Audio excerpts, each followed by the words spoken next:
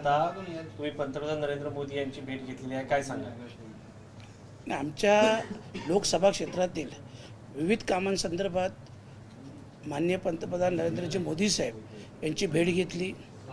त्यात दिबा पाटील साहेबांचा विषय होता, कारण गेले अनेक वर्ष 10-12 वर्षाचा संघर्ष हा स्थानिक भूमिपुत्रांचा चालू आहे. तसंच दुसरा महत्त्वाचा विषय होता भिवंडी शहर आणि ग्रामीण भागात म्हणजे टोरंट म्हणून वीज वितरण कंपनी आहे.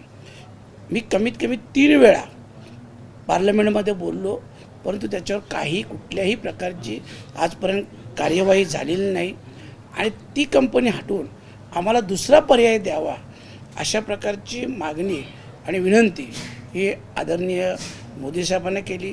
त्यानंतर तिसरा महत्त्वाचा विषय, माझ्या लोकसभा क्षेत्रात जेही काही रेल्वेचं जाळं आहे किंवा रेल्वे स्टेशन आहेत, आपण पाहिलं असेल मध्ये मी आमच्या मुंबईच्या मिटिंगमध्ये GM साहेबांसमोर बोललो होतो की मुंबईपासून 1 तासाच्या अंतरावर जेव्हा आम्ही राहतो तिथल्या रेल्वे स्टेशनची परिस्थिती आणि मुंबई नवी मुंबईच्या रेल्वे स्टेशनची परिस्थिती पाहिली तर खूपच वेदना होतात.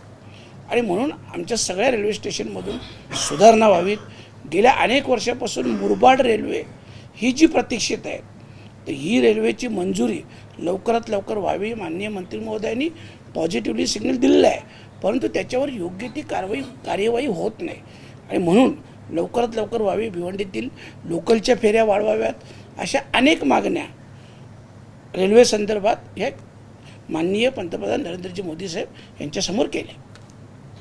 तुम्ही आता मुरबाड स्टेशनची हे सांगितलेलं आहे, काय नक्की प्रश्न आहे? आणि त्यासाठी मध्यंतरी अश्विनी वैष्णव यांनी तुमच्या बातचीत झाल्यानंतर सांगितलं होतं की हा प्रश्न मार्गी लागेल. त्यावेळेस त्यांनी सांगितलं की लवकरात लवकर या संदर्भात एक समन्वय समिती बनवू आणि समन्वय केंद्र आणि राज्य, कारण याच्यात जेही पैसे येतील ते केंद्र सरकारचा अर्धा हिस्सा असेल, राज्य सरकारचा अर्धा हिस्सा असेल. त्याच्यामुळे जेही विषय होईल समन्वय समिती ही राज्याची आणि केंद्राची लवकरात लवकर गठीत करू, परंतु त्याच्यावर अजून कार्यवाही झाली नाही. पण सर, तुम्ही आज भेट घेतली, 25 मिनिटं चर्चा झाली, तुम्हाला काही असं ठोस आश्वासन पंतप्रधानांनी दिलं? नुसती भेट झाली आणि तुम्ही पत्र दिले? नाही, आम्ही जे पत्र दिले संबंधित डिपार्टमेंटशी ते चर्चा करणार आणि साधारणतः 1-1.5 महिन्यात आम्हाला त्या कामाविषयी फीडबॅकही देणार, पॉझिटिव्हली निर्णय घेणार, अशा प्रकारचं आश्वासन त्यांनी आम्हाला दिलेलं आहे. आजच्या भेटीमध्ये तुम्ही सकारात्मक आहात? तुम्हाला वाटतं तुमचे प्रकल्प, तुमच्या अडचणी मांडल्या त्या सुटतील म्हणून? नाही, सकारात्मक तर नक्कीच आहोत, कारण आपण पाहिलं असेल की हे पूर्ण अधिवेशन 1 मिनिटसुद्धा चाललं नाही आणि अशा वेळेस आम्ही कुठं आमच्या समस्या मांडायच्या, कुठं समस्या मांडायचं सांगा ना. आणि त्याच्यामुळं आमच्या नेत्या सुप्रियाताईंनी जेव्हा पंतप्रधान महोदयांची वेळ घेतली, आम्ही सगळेच खासदार खुश होतो, कारण कमीत कमी आमच्या व्यथा या माननीय पंतप्रधान महोदयांसमोर त्यांच्यापर्यंत पोहोचू आणि त्यांच्यापर्यंत पोहोचल्यानंतर लवकरात लवकर त्याच्यातून मार्ग निघेल. हा तुमच्या व्यथा होता का NDA मध्ये जाण्याचा मार्ग होता? नाही, NDAचा काही विषय नाही आहे आणि डिलिमिटेशनचाही काही विषय नाही. फक्त आमच्या लोकसभा क्षेत्रातील जे विषय होते, समस्या होत्या, त्यांच्याविषयी माननीय पंतप्रधान मोदींशी आमची चर्चा झाली. सर, एक जोडून प्रश्न, आता सभागृह आम्ही चालवून द्यायला तयार आहे असं केंद्र सरकार म्हणते, अमित शहा पण निवेदन करायला तयार आहेत. जर विरोधकांनी गोंधळ नाही केला आणि सभागृह चालू दिलं तर? बघा, माझ्यासारख्या खासदाराचं वैयक्तिक मत तुम्ही घेतलं तर मी स्पष्ट सांगतो, सरकारचाही निषेध आणि विरोध पक्षाचे पण निषेध. का तुम्ही तर आम्हाला बोलूनच द्याल नाही.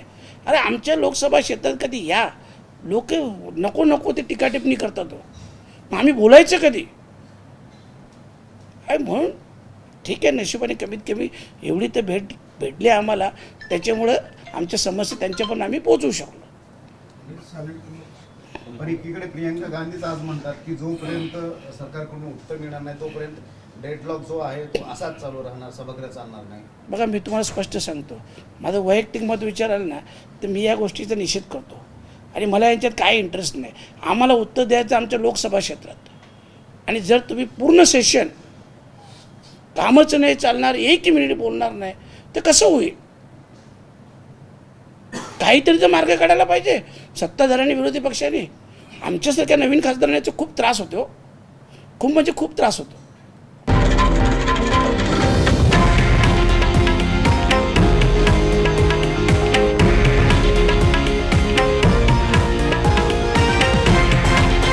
हे आहे देशातील नंबर 1 न्यूज नेटवर्क आणि आपण पाहत आहात TV9 मराठी, एकमेव.